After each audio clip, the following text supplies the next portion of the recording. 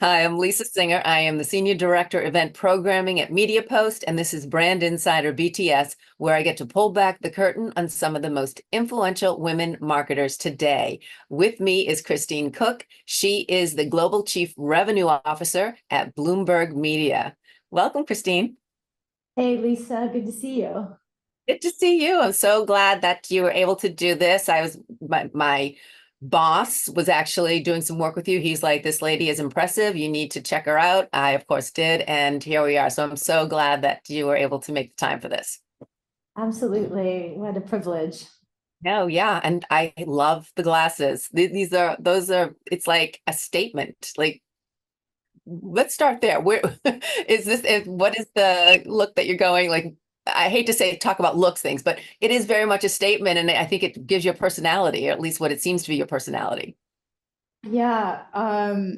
So I think it started with once you get over 40 and my arm just didn't get long enough for me to continue to read.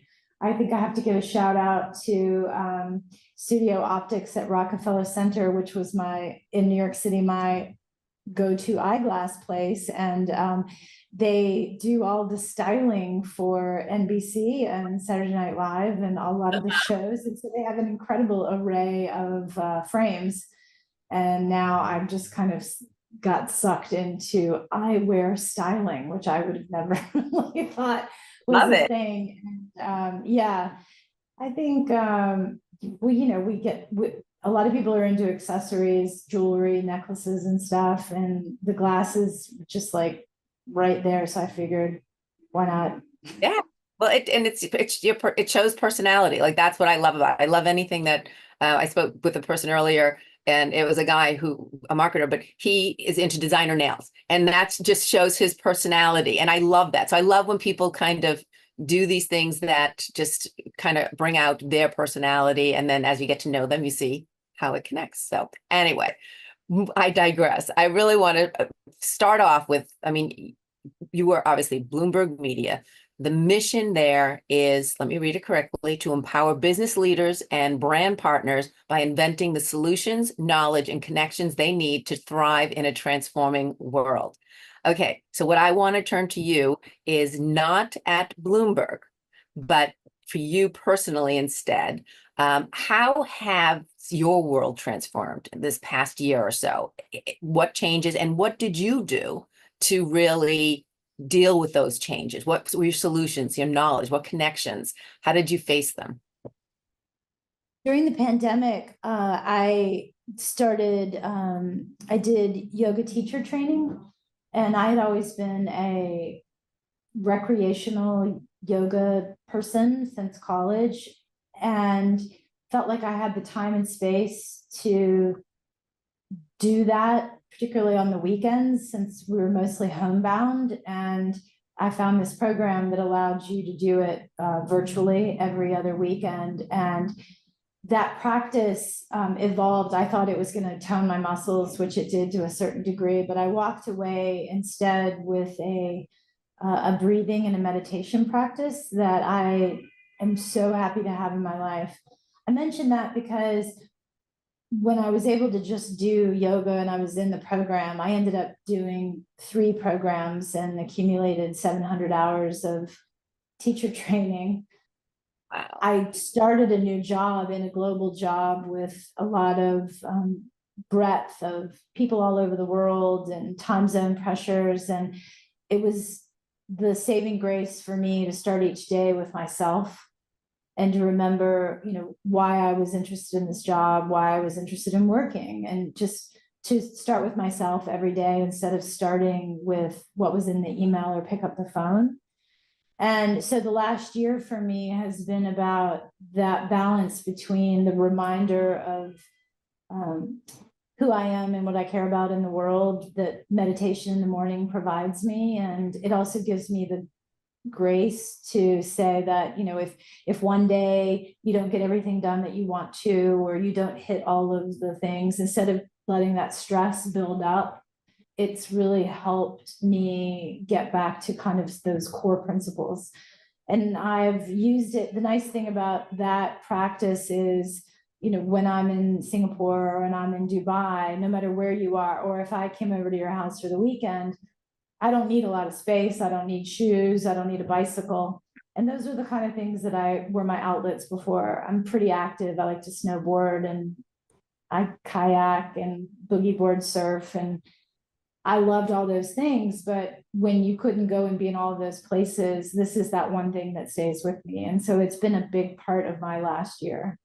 Wow, I mean, I love that about it's not just that physical exercise. I think we get certain things out of that. But it seems like yoga it's as we said, transforms you. It's also in the mindset, and it's given you more clarity, maybe. Is that sort of in terms of what your day to day? Yeah, it's two things. Well, one thing that I learned in the practice that I did is the implication of the word yoga is three things. It's one, it's the exercises, the asanas. So that's the stretching or whatever the poses are. It's pranayama, which is a breathing practice, and it's meditation. And yoga implies the trinity of those three things together. And I think a lot of times when people say yoga, they think about doing a tree pose or a back bend or something, and that's a part of it. But the breathing practice helped me be able to sit in meditation and to be still. And so that quiets me first. And then when you think about what is in effect required of leadership, you have a bunch of people that usually show up asking for direction or helping to solve problems. And the bigger your team, the disproportionate amount of things that you're problem solving.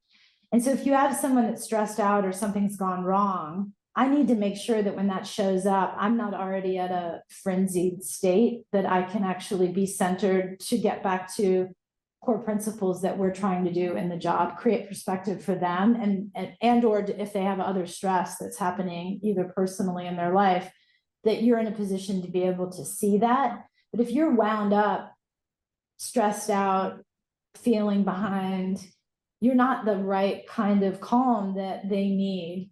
And just energetically, how you move through a space or the tonality that you put in emails, people, that drives an organization. And I feel like the more I can invest in that stillness as a broad term, that the organization benefits in ways beyond strategies that drive advertising growth per se. It's part of it, and that's an important part. But you were asking about on the personal part.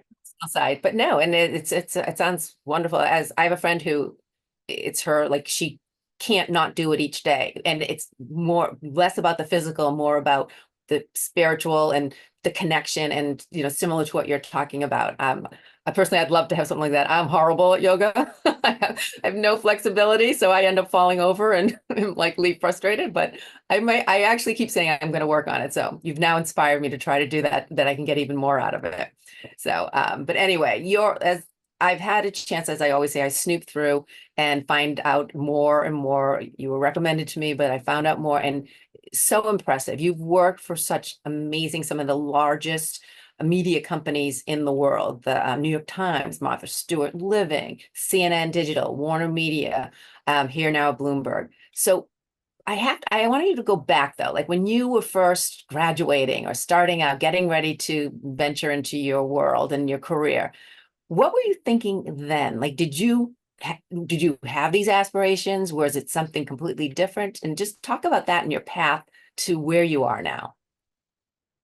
I was really clear that I was going to be a high school English teacher, and my husband was getting his PhD in philosophy, and he was going to work at a university, and I was going to teach the kids at the school around that. And I moved to New York in 1993, and it was the beginning of the web. And I got a job as a secretary to the editor and the publisher of a magazine. Wow. And it was convenience store news. So I started in B2B, and now I ended up in B2B, which is a nice bookend situation. But I thought I was going to be working for the editor, and I didn't turn out to be very good at that, but I have the gift of gab and communication. And so the publisher had me go into an inside sales job. And so I learned from the ground up what it takes to cold call and provide service and connect clients to an audience that they care about. And it really just cascaded from there. The business was nascent then, and I got a recruiting job to join the New York Times Digital. I learned a ton starting at a big company. They had a lot of resources. They were talking about, interviewing at least 10 people for any open position so that you as the hiring manager are really clear. I could say, oh, I think Lisa's perfect for this job, but it still think that, but go ahead and talk to 9 other people just to make really sure that Lisa's the right person to hire. And it's been amazing. I can't believe that the time has gone by. But the evolution of those jobs, I just continued to put myself in or follow up on jobs that satiated my curiosity. And my curiosity was usually like, what's the next thing coming? What's the trend in consumption? It wasn't necessarily driven by having like the biggest title or the biggest team or the biggest book of business to manage. It was more for me about what were the problems that needed to be solved. And I don't know where I got that from, but the idea that the more I started to understand about the problems around the entire business that I was in, which was, media publishing and the transformation from print to digital, and into digital video and that whole arc, that the more I was a student of all of the aspects of that, the better equipped I would be in the future for whatever those other jobs were. Yeah, well, and it sounds, because there has been so much transformation in the industry and you needed to evolve. Anyone who's going to survive, who will be surviving over these, had to evolve, had to embrace digital, have to embrace video, and continues to evolve.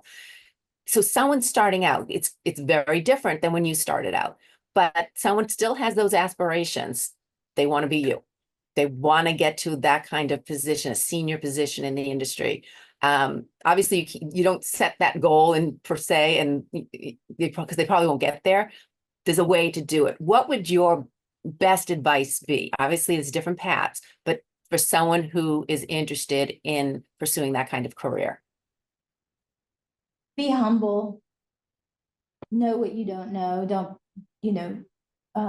be really confident that you know everything about the level that you're in before you go a level up or aspire to go a level up. Go horizontal a lot before you go up, because the higher up you get, the broader set of things you need to understand. And you can't burn a bridge. There's a lot of people in this industry in New York, where I've spent most of my career, is huge, but it's small, and people come back around. And I think that how you act every day, how you act every correspondence that you have, every deal that you do, how you build integrity it creates interest over time. And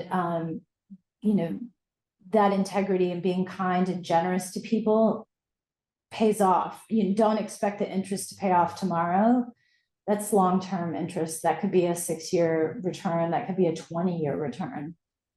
But those things have served me significantly. And with the humble and staying curious, then you actually have something to offer. I'm in sales. It's not the most reputable career. You say sales and someone says used car salesman, like trying to get the undercoat protection. I've mostly tried to be motivated by creating the best solutions, and the better service that you provide and the smarter you are for somebody over time, that yields the output. Even more to that point, I'm the kind of sales leader that I do obviously have to get to a number, but the way to get to that number is by softer criteria, or just like how you act. What is the multiple touch points that you have to a client? What is the number of proactive things that you send out to them? Not just always asking for the order and closing and moving on. And I was also never, it's not that I don't do the steak dinner thing, but the means to my success isn't grounded in just entertainment. like I think you can buy your way through, but that's shallow over time, because plenty of, there was this moment, I guess, in the 2000s where everybody was like going to a jean party. Like you would take all the clients to get designer jeans. Like over time, I don't know that buying somebody jeans or a steak dinner is ultimately the thing that they're going to say, like, I have a problem and I want to trust this person, so I'm going to go to the person that took me to the jean party. It's the person that was like thoughtful about your business, proactively offered things, because paying it forward, I think, definitely earns significant interest over time. Yeah, I mean, as you said, providing solutions and being proactive about that. But I love that you started as an assistant and you would just, I mean, someone saw the value, what you had to offer, and obviously wanted to use that, but that you then like, and to your point, if maybe that higher up person was meeting you back then, they might not have given you the time of day. And here you are in this position. So it's just, you never know. I mean, that shouldn't be the reason you're nice to someone, but it just shows how things can change on a dime. And so it's just something that you really need to be a part of and just embrace it. Absolutely. You also have to know what you're not good at. I mean, your premise on the question was somebody's going to say, well, like, I would like to have a career like she did. You also might need to face the fact, look at how I started that story. I thought I was going to work for the editor. I came up as an English teacher. I thought I was going to be on the journalism side and doing things, and I wasn't good at it. So I had to move in the other direction. So I think I definitely feel like I hear from a lot of people. They're like, I want to get promoted. I want to be a manager. I want to do this and that and the other thing. And you can just tell that they don't have all of what it takes. And so the question is, when do you decide to look plainly in the mirror and see what you really are good at, and then go in that direction? So you may have to pivot. It may be that you're in pursuit of something that isn't your superpower. Yep. And just to go and be willing to do that and be humble enough to acknowledge it and then do that. What do people get wrong about you when they first meet you?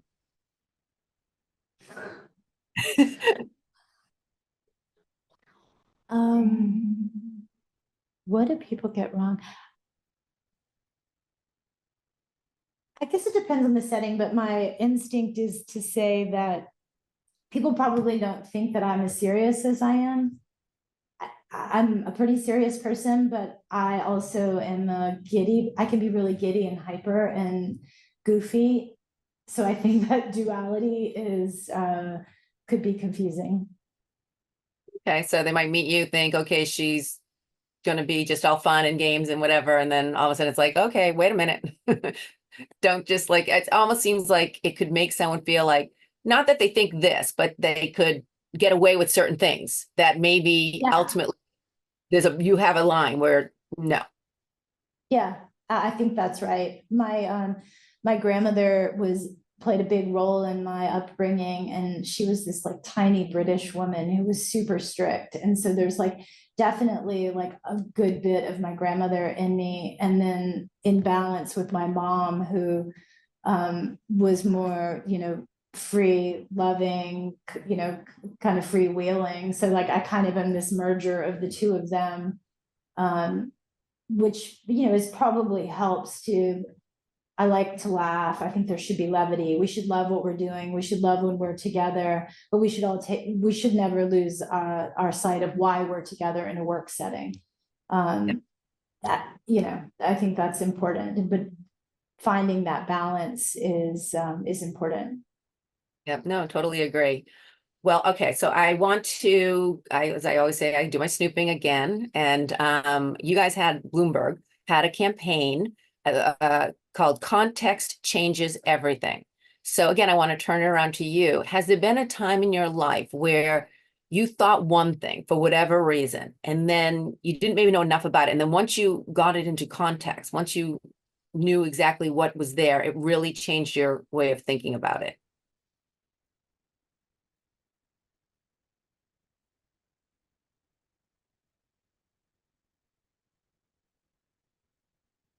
Um, there's there's a there's a moment of sorry, how do I there's a couple that come to mind. I mean, I think that Bloomberg in and of itself was one of those things for me.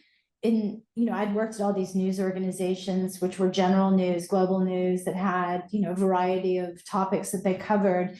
And I had a perspective of what Bloomberg was as an entity and hadn't dug in as much. And as I started to explore the opportunity, and I realized the breadth beyond just finance of what the company was doing and the mission of the things that matter to me in the world. I deeply care about sustainability, and I've, my generation has been aware of this, through college.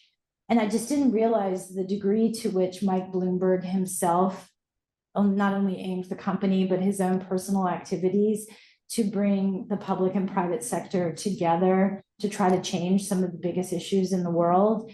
And it was a big draw for me to come in to do this job, not just to run the team and to grow the advertising revenue, but to do it within an organization that is meaningfully trying to help facilitate change and collaboration between the public and private sector.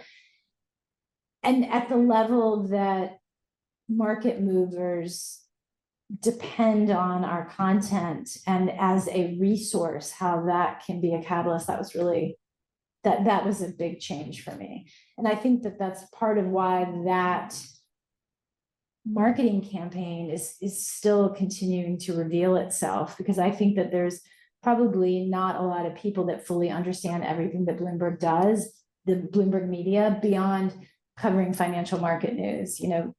Business Week magazine, for example, just it exists as a physical magazine, but it also shows up on the website in articles digitally, and then there's a bunch of video shows that are extensions of the Business Week franchise, but they went to monthly very recently instead of weekly for the print product. And the second issue was had Donald Trump on the cover. And this was an interview that was done just before his debate with Joe Biden. And a lot of people could get agitated and want to avoid politics or not want to get into that. But the way Bloomberg and Business Week covered it was about specifically what his fiscal policy would be if he were to be reelected, and a detailed review of the cabinet that he would put together that would drive his economic strategy. And that's so refreshing. And I think it's so important and so needed, that kind of very focused, business-focused lens on policy. And that's what this company does. And so I'm personally learning a lot, and that engages me and motivates me personally and gives me satisfaction to continue to do what I'm, the other parts of the job, which do include pipeline management, people management, all of those things too. No, I actually completely agree with, in the sense of, I don't like, there are certain channels, networks that they're fundamentally about, a side, they pick a side, whatever it may be. But I think that there are organizations, and I'm not going to name specifics, but they should be completely unbiased. It should be that kind of thing. Let's report exactly what's being said, what's being done, and not lean in. And I think that it is happening. And as a journalist, I've, even when I worked in entertainment news, which you wouldn't maybe necessarily think of that as, learning the important stuff, but we were very specific about finding our, making sure we got our sources right, making sure it wasn't trying to beat the punch. It wasn't trying to beat out these small, whatevers. It wasn't trying to be an angle or get someone angry. It was just, we're reporting what happened and what's going on. And I like that. It's you do like it, and it's important. The challenge has been that to run a 24-hour news organization, especially on TV, it's very expensive. And so if you're doing deep reporting on a vertical or an industry, covering a whole sector, it's expensive to do that all the time. And the beautiful thing about working in this company is that the media and the news coverage ultimately creates context for the data that is in the Bloomberg terminal. And so we benefit by being able to extend that content outside of the Bloomberg terminal. So it's primary reason for being created is to create that context to the data that's in the terminal. And so it's being funded in that way. Whereas if you're not doing it that way, you revert to opinion Right. to stay on air. And I think that's some of what you're talking about that increasingly happens just because of that business model. We're, it's lovely to be in a global business company because we just move around the world as the markets open and talk about what's happening, what are trends in each of those regions. And so the focus is also on industry. Side note, Bloomberg, it was in the HBO show industry. I think season 2 was filmed in the London office a little bit. So speaking of Really? industry. Yeah. Well, I did not know that. Good. I'll have to check it out. Okay. Well, I want to also, I noticed that you're very passionate about youth empowerment, and you just talked about part of why you like being a part of Bloomberg is the sustainability and being part of what it means something to you. That this is something that means something to you, youth empowerment. You've headed up a number of organizations. Why is that so important to you? It really goes back to my draw to being a teacher. And then I didn't go into that profession. I only taught for just about a year. And when I got into advertising, it was just a big gap between me connecting to that thing that I thought I was going to be doing. And so I started to find ways through organizations that allowed me to lend the professional skills that I've developed as an executive to organizations like that, and give back in that way that I didn't by being a teacher.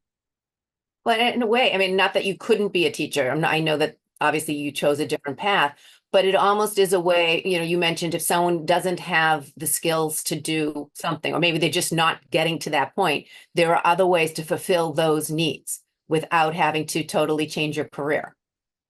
Yeah, and thank you for going in that direction. I also fundamentally believe that so my husband and I in the car, he's the guy that is very detail oriented. He sees exactly, he's looking very clearly and specifically in front of him, and that's his superpower. And I've got the aperture open. Like I saw the thing on the side of the road out of the corner of my eye. My aperture has always been wide open. And I think because of that, I've benefited from being able to pivot into different areas but you also need to know what kind of person you are. If you're super focused, then that's going to be where you are, detail oriented to the degree. The openness has given me the opportunity to say, like, there's multiple use cases for the skills that I've accumulated. They're not one dimensional. I mean, I don't plan on doing it, but like I could see a couple of different other angles to apply the media sales leadership that I've accumulated. I mean, I did one time get a call to go to a car company that they were trying to reimagine the car sales process. And I was like, yes, because at this point, the accumulated skills that I have could be transferred. So the question is, how curious are you as an individual about what the multi-use cases are for the skills that you've accumulated? If you're too narrow and too focused, you might miss other ways to reapply your interests or your accumulated skills. And I think that openness and that flexibility is also really important.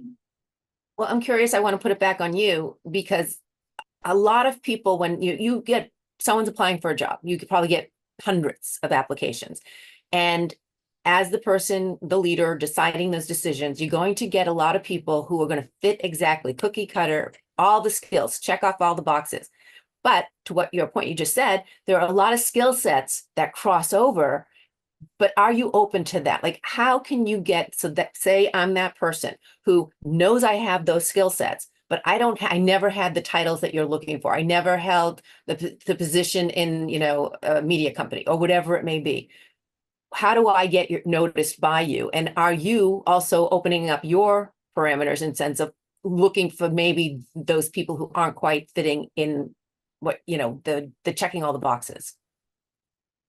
Yes, the answer is at varying degrees. So there's several levels and divisions underneath my remit in different departments, whether it's sales marketing or the content studio or the data and research teams. And so there's different dynamics in each of the departments that support Bloomberg Media ad sales. But, for example, I hired a guy that had been a teacher early in my career, and he wanted to get into ad sales. And I knew he could stand in front of a room of people, and I knew he could keep people's attention, and I knew he knew how to make a lesson plan. So that was an example of, a pivot in that degree. We've hired people out of brand consulting agencies to come into sales marketing. And actually, that is a real feature because of the unique nature of what Bloomberg has in data and analytics and translating those stories. So in those instances, yes, the real honest answer also is this is a bit of a sophisticated sell. So we probably need somebody that has some client relationships. It gets to be a little bit more relevant for the sales team. But I think for a lot of the enablement teams, we definitely look for variety because this is a competitive market. How do we differentiate how we go to market? So I think that the aperture is probably a little bit more open in some non-sales positions as opposed to sales positions. Right. And so if I am that person who's coming in, maybe not for sales, but that person who doesn't fit the cookie cutter, for lack of a better word, how do I get your attention? Well, I think you in particular, I know you come out of a journalism background, so I would say use your strength and write a note, and don't make it too long. Because, but what is the hook? And then exhibit the follow-up if you don't hear back, and show your personality and your perseverance in creative ways. I think, a lot of times people I can see people reaching out sometimes, and I just can't answer everything. And you can see them getting losing, like the first outreach will be like really thoughtful, and then it peters out. They just lose the thread, and in that they show themselves too. So if you really wanted an opportunity, don't put all of your goods out in the first swing, because you're probably going to have to follow up a couple of times. And so what's your second and third course?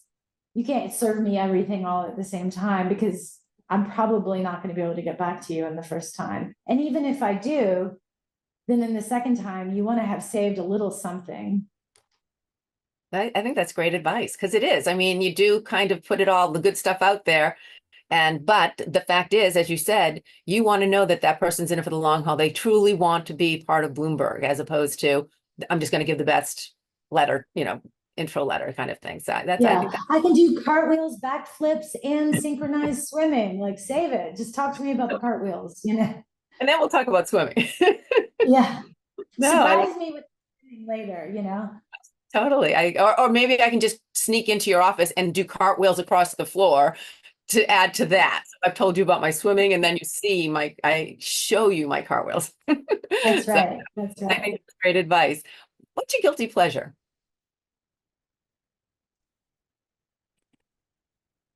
Documentary film. I don't know. I love I was a history minor, and I just love like if I was gonna gel out and watch TV, I'll just like drift through documentary films. That, and probably ice cream. Ice cream, what kind? Mint chocolate chip ice cream. Yeah. Okay. That's good to hear. I mean, no, mine would be chocolate chip, not mint chocolate chip, but I agree. Or Oreos or cookies and cream. I like that too. But I guess if it was like really guilty, I should also just say tequila. But Now, is it straight up? Is it like a margarita? Is it with the salt? straight up ice. With ice. Okay.